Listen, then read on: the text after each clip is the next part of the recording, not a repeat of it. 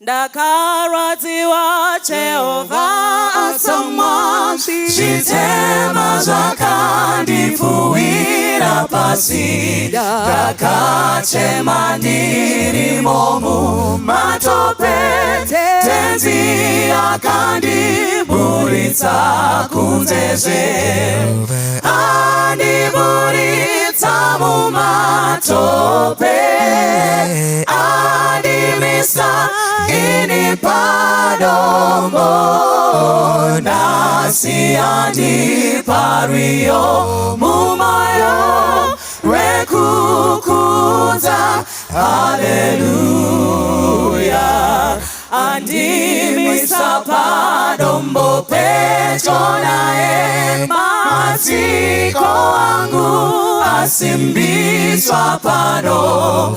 andizomboputiki ndiri pano ndomirira ndizopfeka chiremba andiburitsa mumatope andimisa ini padombo nasi andipariyo mumoyo wekukudza haleluya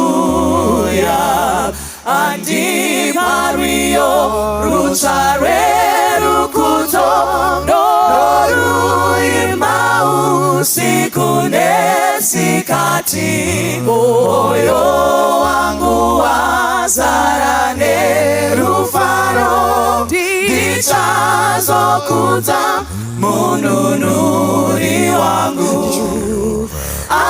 andiburitsa mumatope andimisa ini padombo nasi andipariyo mumoyo wekukudza haleluya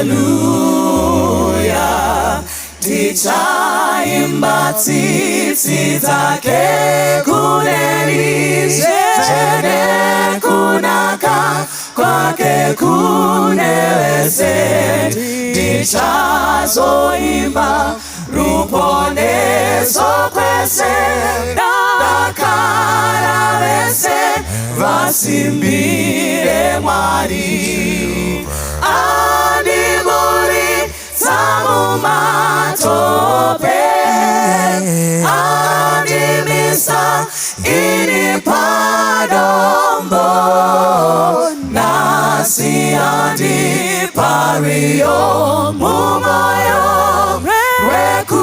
wekukudza haleluya andiburitsa mumatope andimisa ini padombo nasi andipariyo mumoyo wekukudza haleluya.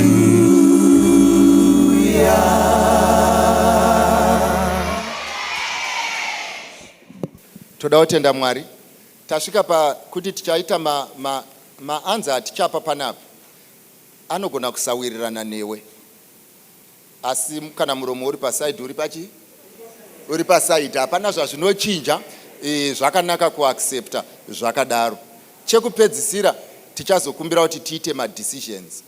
I will try by all means to explain where an explanation is required and to give an answer where an answer is required. Ndoda kuti muzive chinhu ichi vanangu ava ndichavabvunza mubvunzo vakataura zvinopikisana nezvamunofunga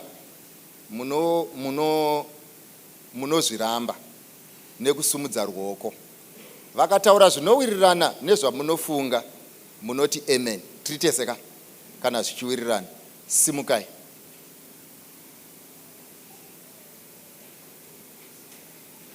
Ndiri kuda kubvunza mubvunzo tinowirirana here kuti murume wese ari muno anonzi mukomana, and you listen to me carefully. Kana ndakutaura iko zvinezvi, even your phone is no longer your best friend. You listen to me. Deongo usingado usina kuya pano. Saka kana watouya panapa, you listen to me and you listen carefully. Chisaga chemubvunzo ndichako. So you owe me an ear. You hear me, young man? Yes, and not pane mhosva yawapara. Tinowirirana nere kuti mukomana wese ane dzinopanana moto anoda kuroora mudzimai akanaka. Kunaka zvingave definition yako, ingave yechiso, angave mahips, but you don't marry the hips only. You marry the hips and the quality that they represent, the quality inside. Is that true? Yes. Right. Saka tinowirirana here kuti ziso zvaratidzwa nyama handizvo zvinodiwa nemweya, asi zvinodiwa nemweya zvakaputirwa nezvinoonekwa neziso. Yes. Uye tinowirirana here kuti musikana wese ane dzinopanana moto anoda kuroorwa nemunhu kwaye. Yes. Ende tinowirirana here kuti mumarriage tinoda a good wife and a good husband. Yes. Now ndauda kuti mundidescribe chinonzi good. Handitireseka. Imimi munondiudza chaungati either way, because zvinodiwa kumurume ndo zvinodiwa kupi kumukadzi. Chamungati munhu ari right, munhu akaita sei. Number 1. Chekutanga anotya Mwari. Anotya Mwari, number 1. Munhu anotya Mwari achinzvenga zvakaipa. Usadzokorere zvevamwe. Taura zvako. Anonzvenga zvakaipa. Hanzi munhu anonzvenga zvakaipa ndizvo soka. Yes. Munhu ane character inooneka semunhu pavanhu. Munhu ane character inooneka semunhu pavanhu. Akadzikama. Akadzikama. Munhu wekuti kana ndikamuona ndega ndonakirwa. Kuti munoziva kuti chi the reason why munhu akanaka zvamamchambotaura zvekuti masu angu hapana zvawataura young man, ndati inini munhu akaita sei. Talk to me. Handitireseka be clear. Indoda munhu akanaka anofadza moyo wangu ndakamutarisa. Amenoti wati handitireseka. Yes. Munhu ane moyo wakanaka. Ndakubvunzai mubvunzo uri very simple. What do we call good? Handi mapanzwa ka izvozvo zvauri kuti good zvacho ndo zvandiri kuti describe hai kuti what do you call good. Handitireseka. Yes. Munhu ane moyo wakanaka. Moyo wakanaka. Anorespekta vanhu. Ndoda kukubvunza kuti izvo nhasi mubvunzo watinoda kuzopindura ndewekuti izvo how far has your relationship taken you from a good marriage? Because you know what a good marriage is. Chekutanga wati munhu anotya Mwari. Handitireseka. Handisi kuti hamutye Mwari murelationship yenyu imi ndimunoiziva. We will answer a question yekuti yes, the relationship that you have and that you have created a good wife or created a good man for someone. According to your definition of good. Imbogarai. Maakutanga kurangarira bad. How far has it taken you?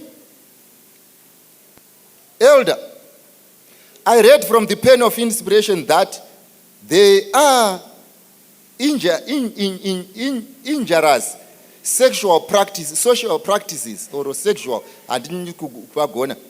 Before tapinda mumba, ndibetsereiwo kuti ndeapi. Is oral sex acceptable? No. My comrades, regai ndidzokorore pamwana naunyatsonzwisisa. Elder, I read from the pen of inspiration that there are injurious sexual practices. So, before tapinda mumba, ndibetsereiwo kuti ndeapi. Is oral sex acceptable? Is anal sex acceptable? Musarambe kamubvunzo. Pa oral sex, I'm not talking about kissing and touching. Tibatsirei tisapinde muchivi nekusaziva paticharoora.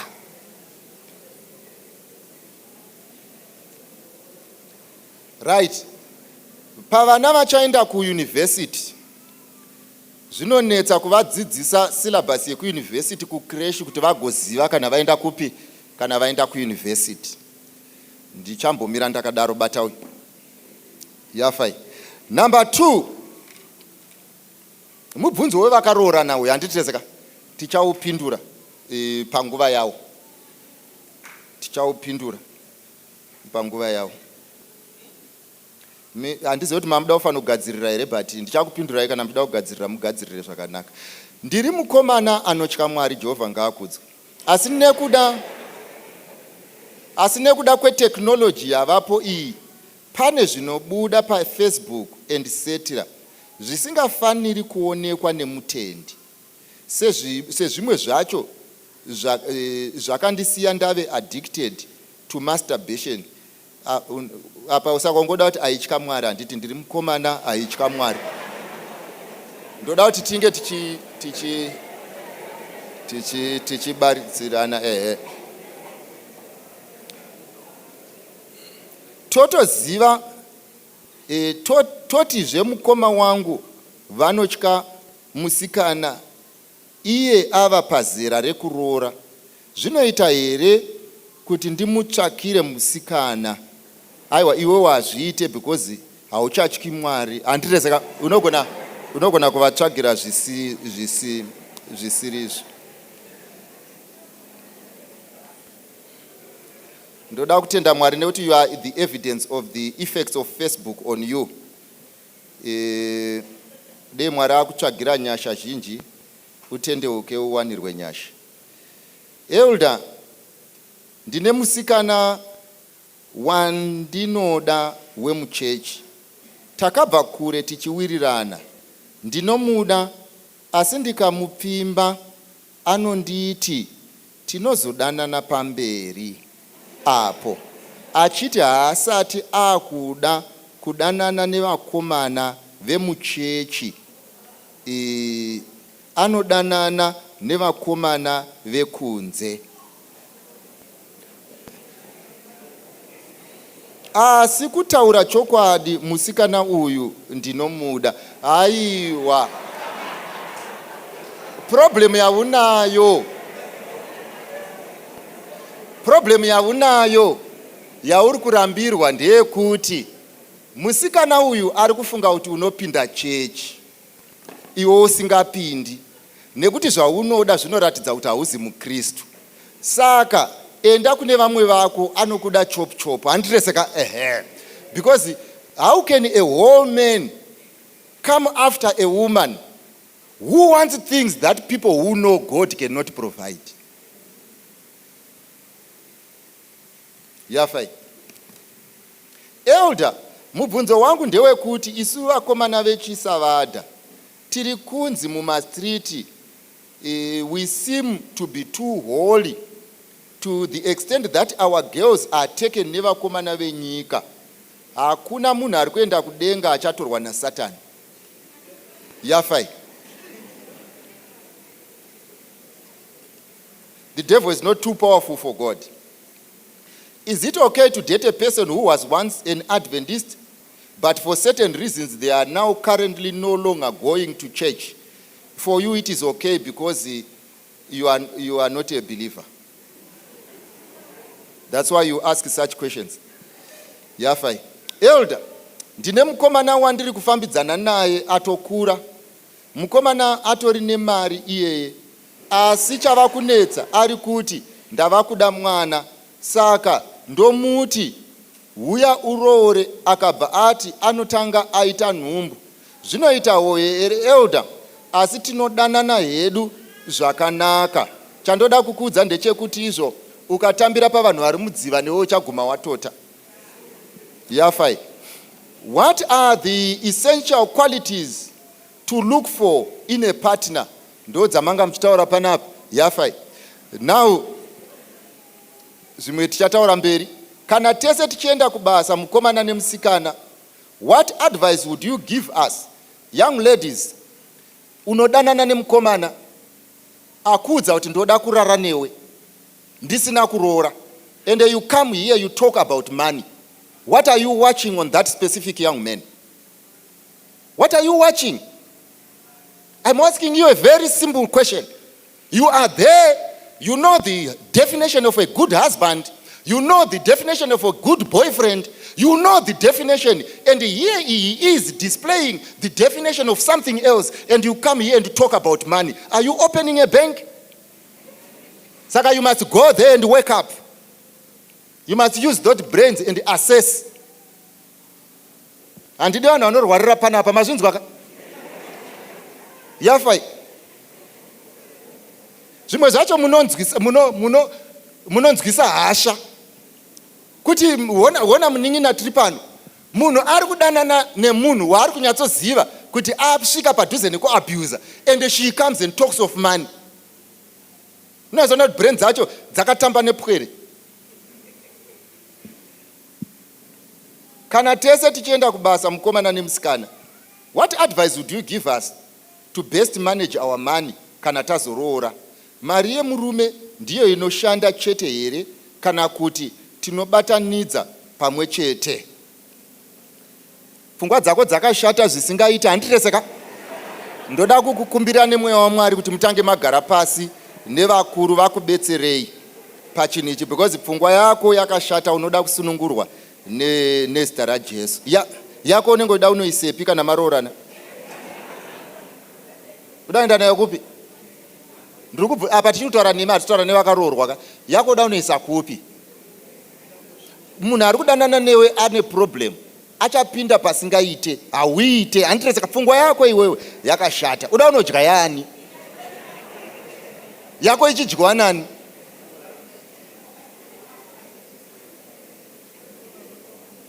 Dei ari mukomana abvunza ndaipindura neimwe nzira, asi mwoyo wako wakashata. Wazvinzwa manangu? I am concerned about my boyfriend's living situation. He rents from a homeowner who has a daughter living there too. When I visit, they seem friendly and playful.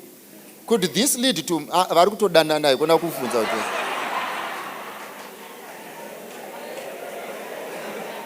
vari kudanana madananirano avo zvawakaudzwa ndezvawakaudzwa, but vari kudanana. Yafai. Akana iri pano boyfriend yacho muri 2 pakati penyu pane achaita lucky. If my boyfriend isn't willing, ndoza kuti vanhu vazhinji vachati chichi zvandatotaura ndochokwadi pane mubvunzo uyu. When you feel it, that's how it is. If my boyfriend isn't willing to buy me basic personal care items like lotion number 1 or help me with my hair number 2, is it a sign of stinginess? I wouldn't know. Will this behavior change after I get married? I wouldn't know. Inini vandakaverenga vakati izvo kuti uzive kuti munhu achakuchengeta enda unotarisa vaanochengeta. I cannot promote kugadzirwa kwemusoro nevanhu, neither can I promote kuti munhu aite take care of you as proof yekuti achakuitira zvakanaka. That I can't do. Mundiregerero ipapo, pane vanhu vane pfungwa dzakasiyana, asi dzangu dzinoti do not allow someone to bribe you into marriage. My girlfriend doesn't help me with anything, even to buy gifts or airtime. How then can I know that she is going to be supportive, a supportive wife?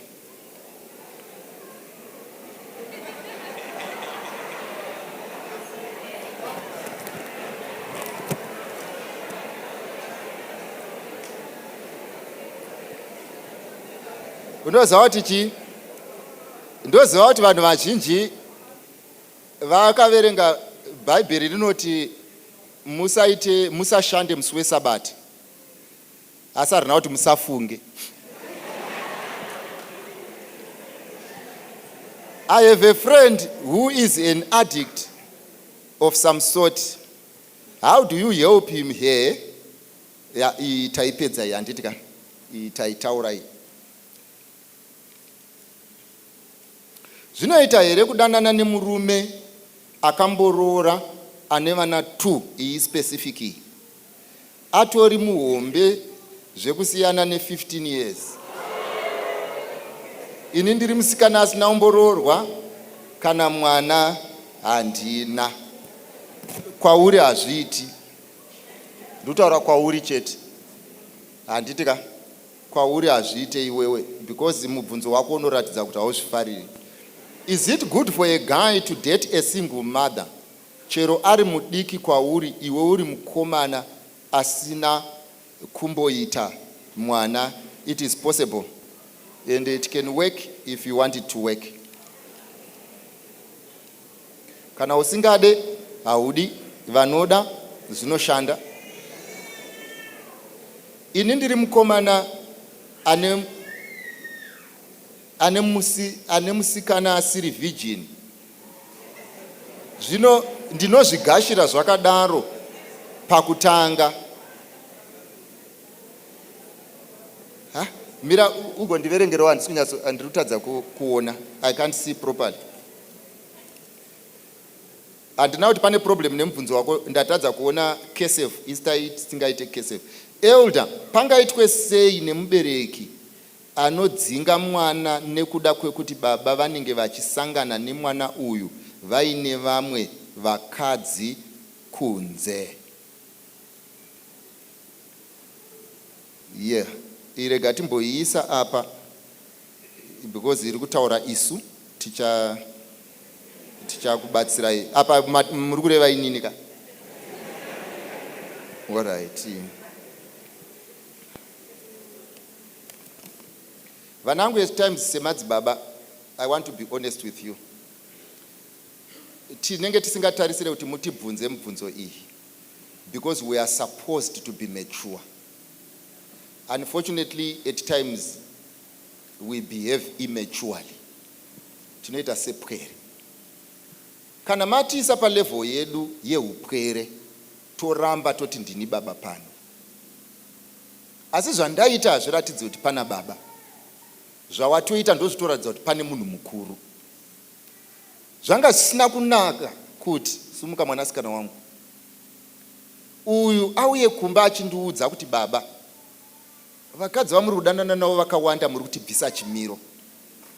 Ini ndindaifangwa kutoya kwavari ndichiti type yevakomana vako uri kundibvisa chimiro. Unfortunately, this is the type of men that we have today. Weak men. Saka isusu tiri kuti ini zvauri kundiona pano namai vako ava ndo zvatiri as your family of origin. Chandavinga pano mwana wangu ndechekuudzai kuti musarudzo dzenyu mukufamba mukudanana musafanana nesu pachinhu ichi.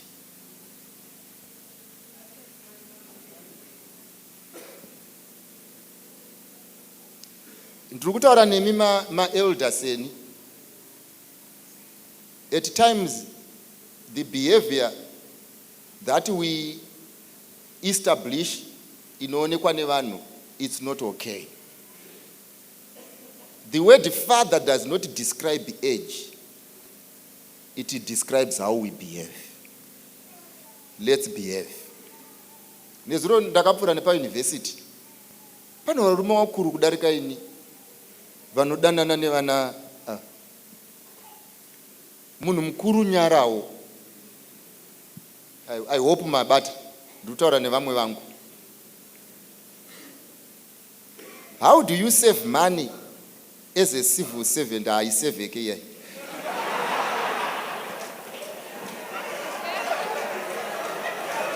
Yeah, fine.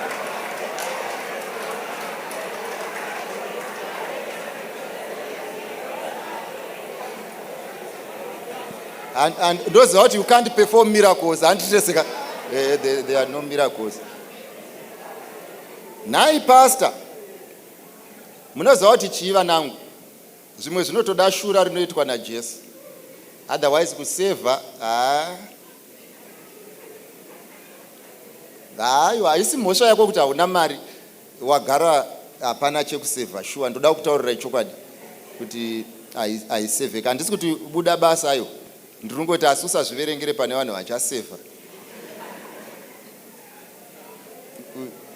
Ende handisi kutaura nevanhu vakuru, vanhu imi mazitaura nemi mazvinzwaka. Ndiri kutaura neava. Iyaya haiite, handiti saka ito sorry. Itoita plan yekuwana zvinosevheka. Asi iyaya nyangu but iyaya akani ndoiziva zveni. Nhai pastor toti mwana musikana asi pane wandashora here and hapana ndika. I have said the reality of life. Iyaya unofa uchitambudzika. Nhai pastor toti mwana musikana, I will tell you and I will continuously tell you. Do not believe that what you have been paid is what you are worth. Do something with that life. You are worth more than your paycheck. Wake up. Nai pastor, toti mwana musikana aona baba vane girlfriend oudza mai, haizi imhosva here, haizi mhosva yekuudza mai, asi dambudziko nderekuti wavawedzera nhamo pane dzavanadzo. What is she going to do? Zvakangofanana nondosangana nemusikana akasviba ndomuti wakasviba. Then what? Ichokwadi, but at times there are truths that are not going to benefit anyone. You would rather tell your father kuti baba zvamuri kuita azviite sei, azviite, and pray for him and deal with him rather than kutaura munhu over things that he cannot change. Asi kana wakazviita usaite hako, usanzwe kurwadziwa kwemoyo, ndo zvawaifunga kuti zvakanaka, but hazvibetsere hazvo. Kana munhu asingadi kutaura zvinonetsa murelationship, avoiding discussing my issues ari kunetsa, panofamba sei? You have seen the future before it comes. Run with your life.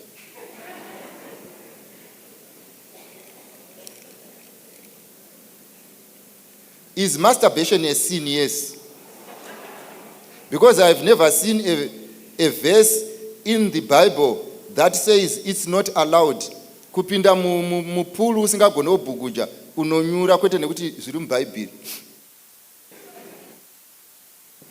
Hazvidi kunyorwa muBhaibheri kuti zvive zvakanaka kana kuti zvive zvakaipa. Bhaibheri harina kunyorwa kunzi izvo idyai neruoko rwekuright, itai zvakati. We know what is good and what is bad by observing principle. Saka zvevhesi, kana uchitsvaga vhesi pamasturbation, nyangwe venyika vakatobvumirana kuti zvinouraya pfungwa.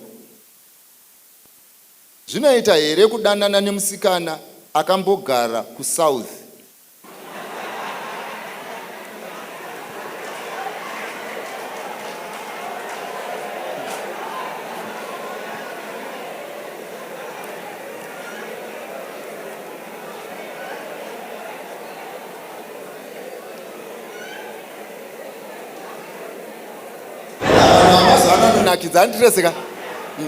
But arutaura hake chokwadi. Vasikana regai ndikuudzei chokwadi. Kugara muSouth hakuchinje character yemunhu. Unfortunately, most of the people vari kubuda kunze, they are not doing justice to others vane morals are right. Because the majority are not doing zvinhu zvakanaka, and they are still there who are good. Asi pane uyu wako uyu handichaziviwo kuti ari mugrade ripi, revanhu vakanga vakanaka kana kuti revanhu vakanga vakashata. Asi advice yandongopa vari kuSouth nevari kunze kwenyika, honai zvamaakuitira umwe wenyu kunoku, maakuda kumurambisa nekuda kwemabasa ani emabasa enyu. Kana muri kuSouth ikoko raramai zvakanaka. Asi kwauri ndinoti zvanga zvakakunakira kusadanana naye pamusana pekuti if you have doubts then do not enter. Unogona kuzospoila a good person uchifunga kuti ari bad. Kana munhu wemukomana akarara nemusikana akarega kumuroora akazoroora mumwe, anenge achiita upombwe here? Uye kumusikana akazoroorwa nemumwe mukomana anenge achiita upombwe here? Kwete.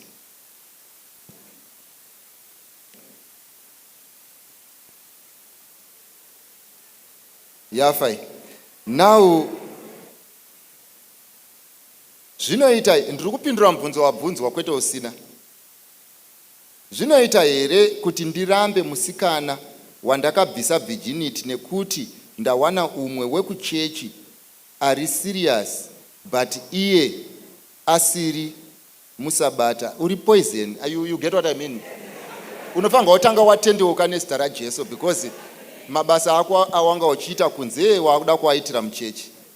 Hauzi right. Enda kune type yako iyoyo yawairara nayo kwawairara ikoko urore. Ndezvipi zviri nani kuita hako masturbation uchida sex than kuita upombwe? Ndoda kubvunza kuti ndezvipi zviri nani kana une nzara, kumwa roga kana wemakonzo? Ndashaya partner yemuchechi ndorega kuroorwa here oro kuroora nemunhu asinganamati? Mwana wangu, rega ndikuudze, panyaya mbiri dzawataura, ungori munhu ari kutsvaga zviri nani pane zvimwe kwete zviri right. Zviri right unozviziva. You cannot substitute one act of sex by another act and call yourself a saint. And apo wakuda kusubstitute futi marriage nemunhu asiri iye so as to get married. Pfungwa iyoyo ukasaichinja nezita raJesu uchafa uchitambudzika.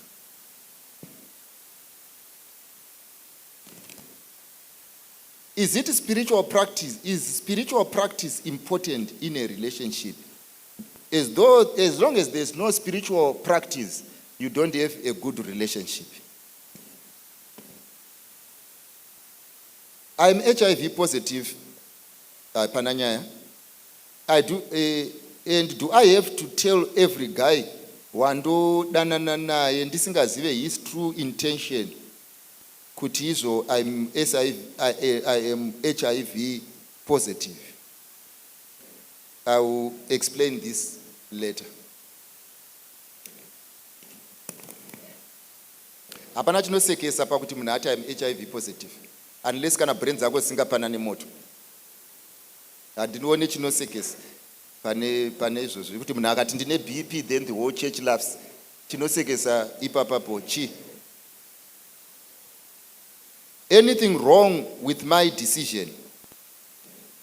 Sorry, yatangira uko. Elder, vanangu, ndoda kukuudzai. Havasi vanhu vese vari HIV positive nekuti vane musikanzwa. Vamwe isusu vana baba takavaitira musikanzwa. And they were born like that. And laughing at that situation because you are blessed is not good. Not everyone else was born blessed. Vamwe takazvarwa tine zviri munyama zvatisina kuapply but zvitorimo.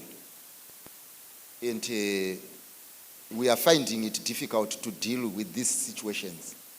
And when we ask and you laugh, next time we won't ask.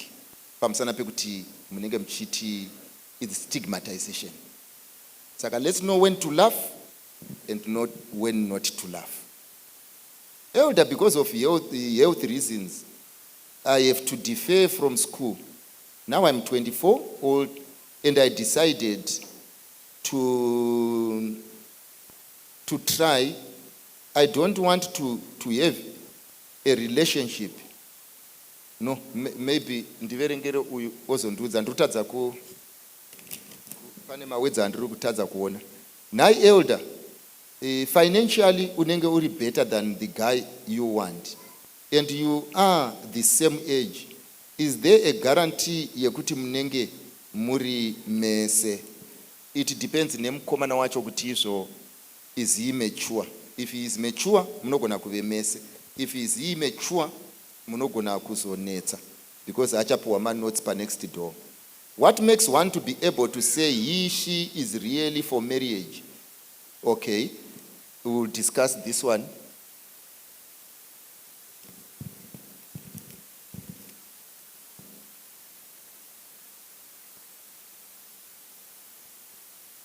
Can a guy not cheat saying kuti he is okay to wait for you, but uchiona kuti haazi sure about, how can I be certain kuti he will be mine alone? Can a guy not cheat, saying kuti he is okay to wait for you, but uchiona kuti haazi sure? Ndoda kuti ugondiudza nemashoko ako kuti mubvunzo wati kudii. Inini ndofunga pane word raiswa pasiripo kana pakanganisa kunyorwa. Ndoita sei nemukomana wekuti anonyarara from Norway ozotaura paanoda? Siyana naye.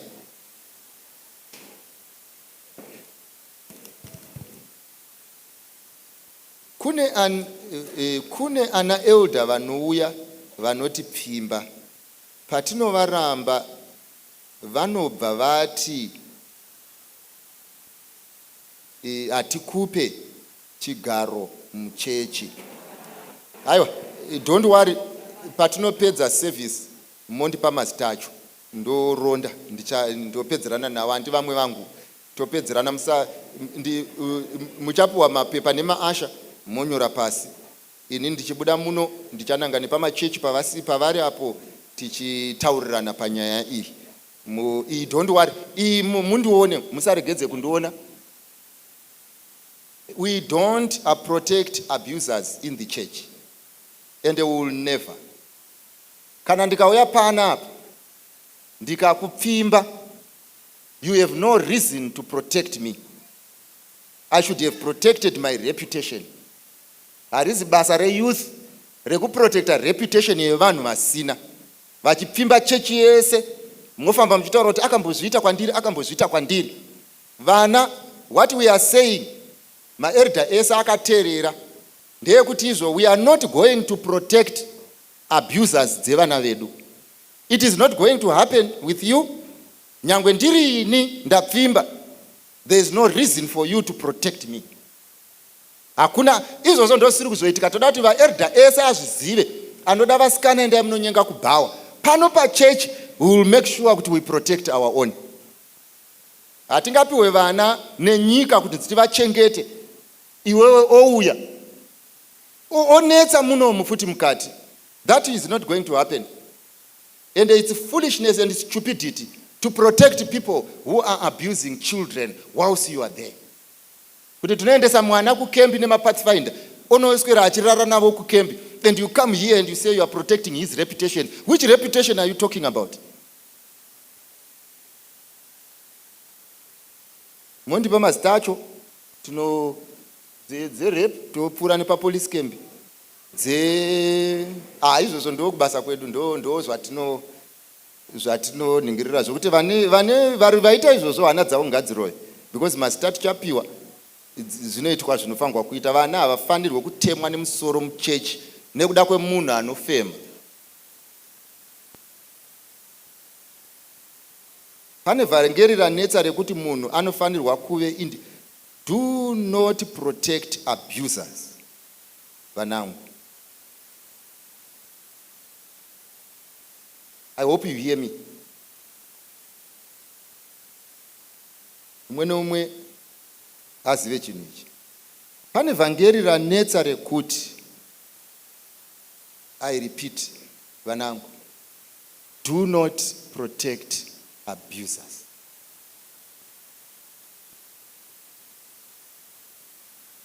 Atidi. Ininiwo ndine mwana kai. Handiti ndiye zera rimwe chetero. The way I feel over my daughter is the way I feel over her. I want people to do to my daughter, I want to do to all daughters as I would do to my blood daughter. That's the rule. And azvifanirwe kuitika kuti inini nezera rangu ndi abuse vanava.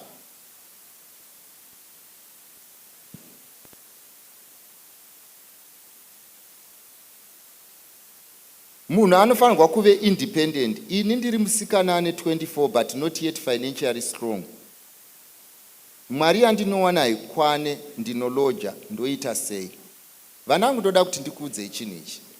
Munditererese.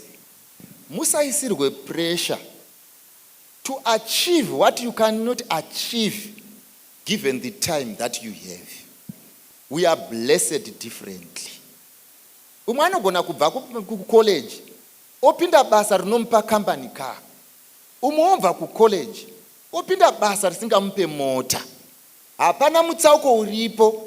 Only that opportunities hadzifanane panguva imwe chete. Saka zvigamuchirei vanangu kuti vamwe vachaona zvizhinji, vamwe vachaona zvishoma. Chikuru is how you utilize what you have and learn to be contented nezvishoma zvizhinji zvisati zvauya. Munozvidii? Munhu wese mazuva ano aringoda kupfuma, aringoda kudrive. Muri kudirei kudaro? Musajambe gepi ramusina kupiwa simba rekujamba. Inini ndinotora zvinodhaka nemadrugs. Now ndakuda kusiya. Mwari akuitire zvakanaka. Zvatinoita isusu ndezvekuti pane zvinhu zvatinoita kuburikidza nemunamato. Panodiwa munamato tinokunamatira. Panodiwa counseling inoda maprofessional tinawo. Vanonetseka nezvinodhaka vanangu ndoda kukumbirai. Patinodaidza hatibvunze kuti chiri kukunetsa chii. Come, we are going to support you and we are going to help you spiritually and nezvinhu zvinobatika zvinodiwa. Muri kundinzwisisa vanangu? Hatina shamu yatauya nayo kuzokurova. Tiri kukumbira kuti pamunouya vanoda kubetserwa nekuona vanachiremba pamaprogramu edu ese. Vanachiremba vanokubatsirai for free. It will be free and you will be helped. And hapana anozombotaura kuti ungone sex addiction, ungone drug addiction, wanga une chii. It remains private. Vanhu vanofunga kuti zvatinopindura mibvunzo in public tiri kutaura zvinhu zvataudzwa in privacy. Zvinhu zvatinotaurirana in privacy zvinoperera privacy. Zvatinotaura in public tinongopindurawo in public. Saka vanangu patinokudanai, whatever weakness or addiction you have, come, you will be helped. Mashibataka? Yes. As a lady, do I need kukanganwa gwara for me kuti ndiwanewe a good husband? As a lady, do I need kungwara? Okay, for me, kuti ndiwanewe a good husband, pafair elder, masports ari kutiremera. Masports ari kurema. All right. Yeah, mataura zvakanaka vanangu. I will give you advice on this one. Inini, I believe in reality. Takatombogara pasi rumwe musi tichitaura nevafundisi kuti tine vana vedu vasikana vazhinji who are good, who are mature, but tikatarisa vakomana vacho varipo vanenge vashoma. What do we do? We have you at heart. We are going to discuss this issue. Kuti maspota ari kurema, ndaibata temu yawashandisa. Tiri kupanzwisisa, we are going to talk, we are going to discuss. Imwe challenge yatiri kuita as a system vanangu, regai ndikubudirei pachena. Patiri kuita misangano iyi, pakasangana vana vane 12 years kusvikira munhu ane 40 years. So at times we spend a lot of time addressing issues dzema 12 years, yeti ma 40 akaita sezvawo akanyarara. So there are issues that we address ne 40-year-old that we would address differently nomwe mwana wechidiki. Saka we understand and we accept, and we are going to do justice to this thing before sunset. What do you do, or how do you handle a situation where your boyfriends get along with many girls? This thing is not getting along, they got anofarirwa here. But normally, if his character is dubious, or his relations are dubious, but if his character is straightforward, the relationships may be straightforward. Zvinoerera here kuti semwana hauna chaunofanira kuudzawo parent zvaunenge waona zviri wrong. No, unokwanisa. Unfortunately, like I said, vazhinji vedu, we are not ready to accept, but don't keep quiet if you have something to say. Tichazozorora kunyika iyo kudenga vasirino gidandaro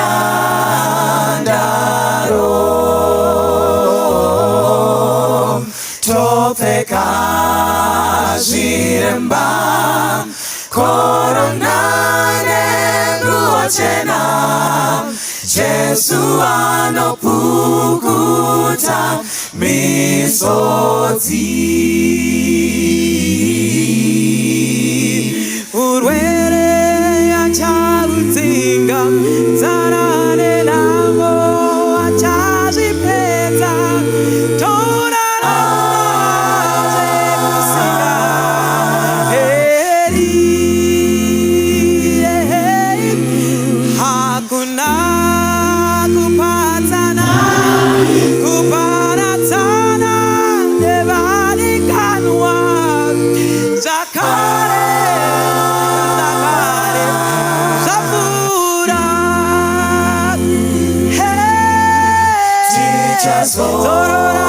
Sorora kunyika iyo kudenga pasirino inamanja shema kuripo topfeka zviremba korona nenguo chena Jesu anopukuta misodzi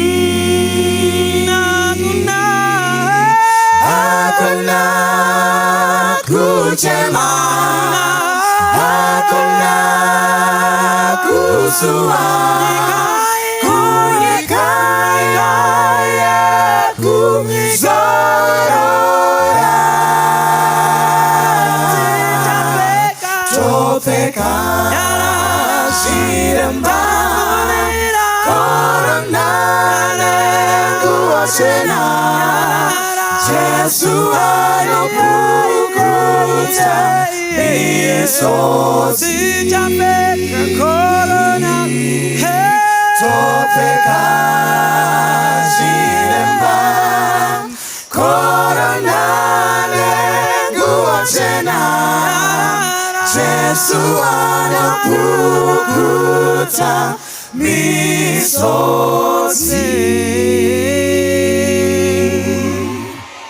Ndaona vanhu vakawanda tiri kuimba ndika saka tida kuti auya Joseph aitola akaimbira kunoku but tira timbe te right saka isi chaisa humming mama matanga nditi urwere ndizoka urwere munhu wese aukaona usingaimbiwo apa zenzi singapana nemoto andika urwere 2